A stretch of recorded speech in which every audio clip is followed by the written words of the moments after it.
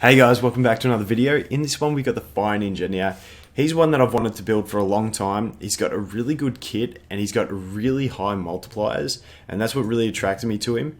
And we're going to go through his skills, his stats, his glyphs, and the main place where I wanted to use him, which is the raids. So the first thing we look at is his skills. So his first skill, same as all the ninjas, you can either get a chance to beneficial block for one turn or sleep for one turn. I like the beneficial block on all the ninjas. I just think it's a better ability, so that's what I'm pretty happy I got that on the evolution. Also can come into play to be handy on wave 3 of the raid boss, so that's another good one. The second skill is really nice. It's got a 1.65 multiplier at max skills, and the thing that makes it so awesome is that it does reduce the defense and then recovers the turn. So that is awesome. And it leads into his massive skill, which is the third skill, which is actually a crazy multiplier. I think it's pretty sure it might be the or one of the highest multipliers in the game. It's got a 3 times multiplier at base, but it does go up to 3.15, which is really, really good. So double attacks an enemy inflicting great damage. That 3.15 is after both attacks. If critical, it decreases the speed of all enemies by 2 turns and decreases their turn bar by 15%.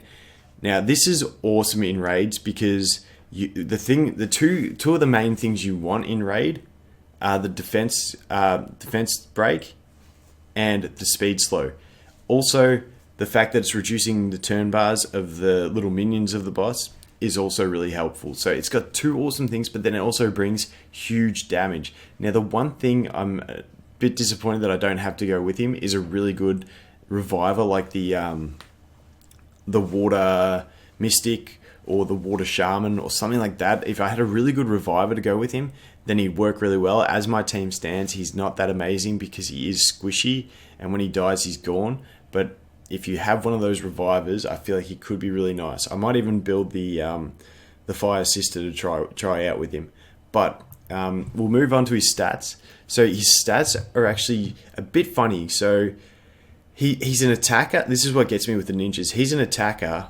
The wind one's a saboteur, but the wind one has higher base attack. So this guy's base attack is really quite bad. So he wants flat attacks for his stats, and it's only 1231, which is fairly low.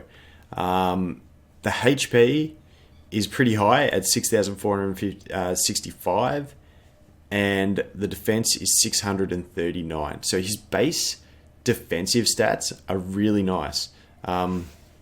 It's just a shame that his attack is so low, but he does make up for that by getting evolution into crit damage and with such high multipliers. So it does balance him out all right.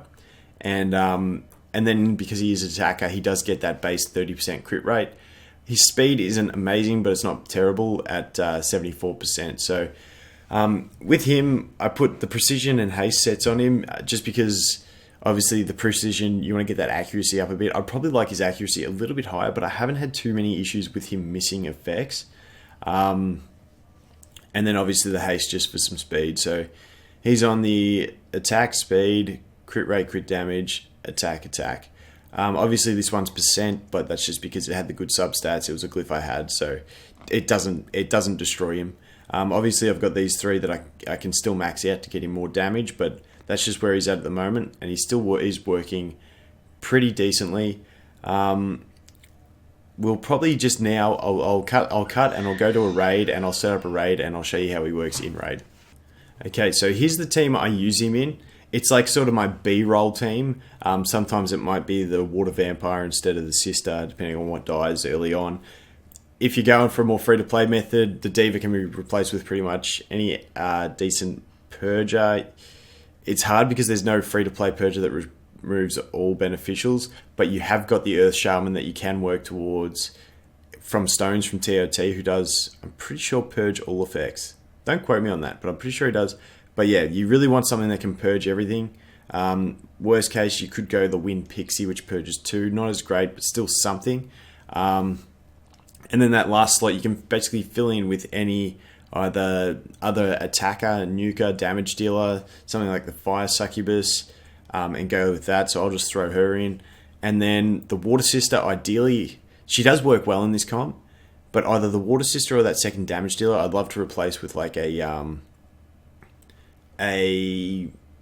Water Mystic or the Water Shaman. Like I said, the Revive would just be really handy. This is Wave 3. Wave 3, now, I haven't tested it yet.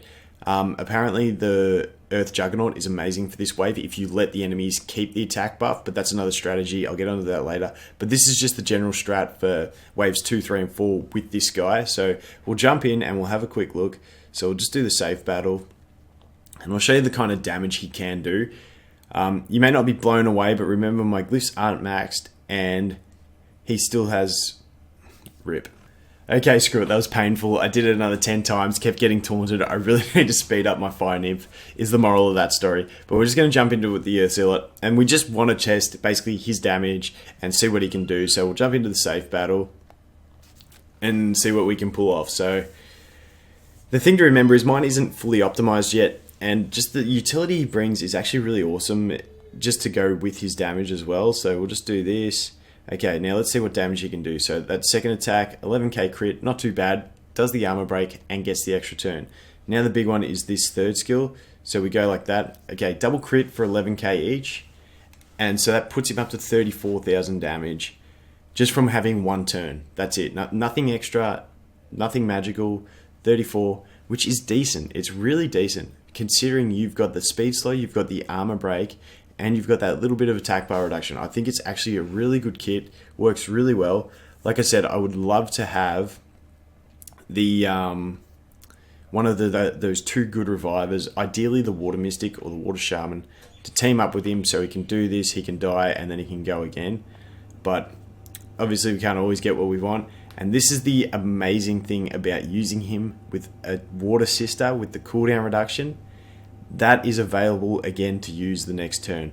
But what I'm actually going to do is, once again, this might fail because he might get one shot by the boss. Hopefully the boss doesn't attack him. But you can actually go for this first skill to block beneficial effects because the boss is, this is the wave where he gets all the buffs.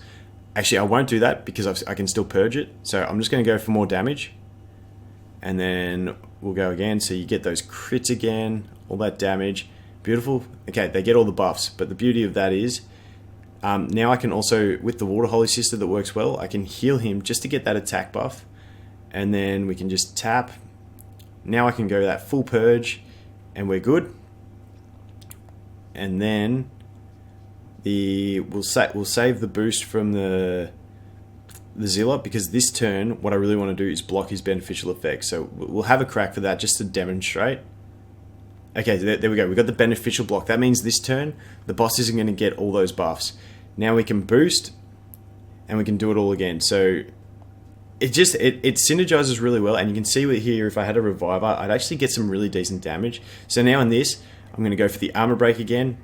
Go for that third skill, get that speed slow up, which is so vital. And we're already up to 110k damage. Now we can just go boom. Here, I'll use the stun again. Then once again, we can do that cooldown reduction. So the Water Sister, reducing those cooldowns, get some more damage out of my Zealot. And he can just go again for that exact same strategy. So we go boom, and we go boom again. And you can see how that damage just slowly creeps up. Obviously now I'm not going to use the purge. I'm going to wait for him to get the buff again this turn.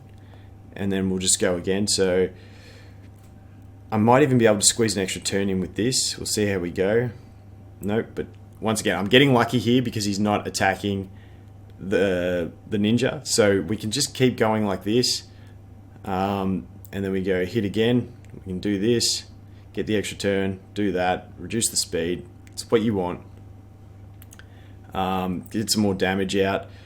Now this turn, I think I'm not going to go for the attack buff again because I'm just going to be doing the... Beautiful, got that stun. I'm just going to be doing his first skill to try and block those beneficial effects again. Which, don't get it, that's alright. It's not the end of the world. We'll do a bit of a cooldown reduction. Boost again. Obviously this is cheating a bit because I do have the Earth Zealot, so I can rinse and repeat these cooldowns. But then we can purge. We will I might leave that Minotaur alive, but now I can just do the armor break, refresh that, go do some more damage, refresh that, and all of a sudden we're up to 250k damage. So this one I'm just going to auto attack because I don't want to kill that Minotaur, because I'm hoping to stun him with the Diva, which didn't work. So he's going to have that skill up, and once he gets this skill, it pretty much wrecks me. This is where I really want the Reviver. So now I'm just going to go for full damage, see what I can do, get as much out of it as I can, because he's going to basically wreck me now.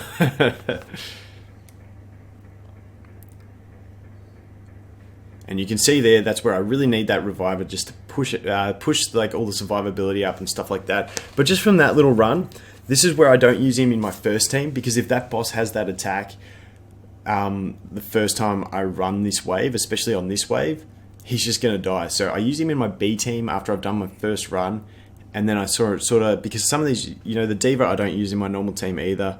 The Sister I do, but I can normally flee with her or one of my Zealots as well. So that's why I use him in my B team. I want that on this wave 3. I want that second skill to be on cooldown before I bring him in, because that AoE just really hurts. Like you saw, he can just survive it.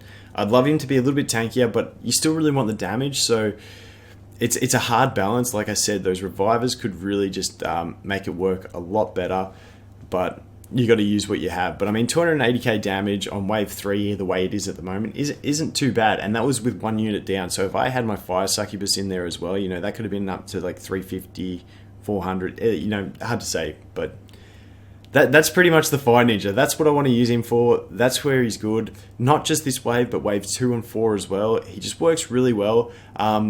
Test him out. Like I feel like he could be decent. Pray if we ever get guild battles and stuff like that. I just feel like as more content becomes released, a lot of monsters are going to get more use. So you never know, but very decent unit for the raids.